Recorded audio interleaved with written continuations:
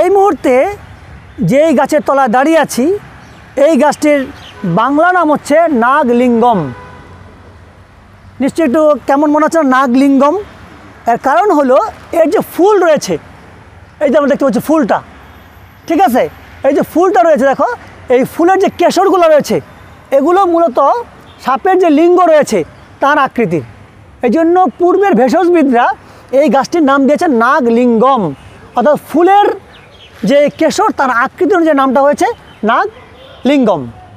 ব্যাপারটা বোঝা গেল তো? আচ্ছা, এটির বৈজ্ঞানিক নাম হচ্ছে করপ্টিয়া গিয়ানেন্সিস। করপ্টিয়া গিয়ানেন্সিস, এটা হচ্ছে নাগলিঙ্গম। এটা বর্তমানে কিছুটা দুষ্প্রাপ্য হয়ে যাচ্ছে এবং বাংলাদেশে খুব কম সংখ্যক জায়গায় এই নাগলিঙ্গম গাছ রয়েছে।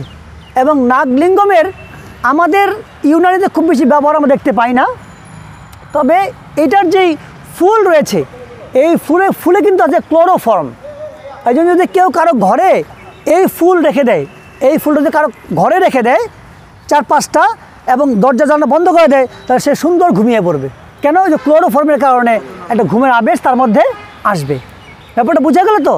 চমৎকার ফুল নিচ্ছে, তাই না?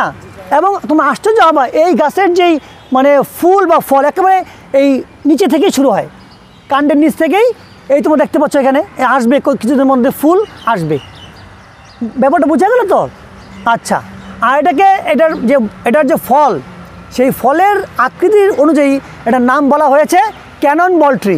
ক্যানন বল ট্রি মানে কামানের গোলা, এত বড় ফল হয়, গোল ফল, এই জন্য নাম দিয়েছে কি ক্যানন বল ট্রি। আর বাংলায় বলছে নাগলিঙ্গম, কারণ এই ফুলের কেশরের আকৃতি অনুযায়ী। বুঝা গেল তো? ক্যানন বল ট্রি বা নাগলিঙ্গম।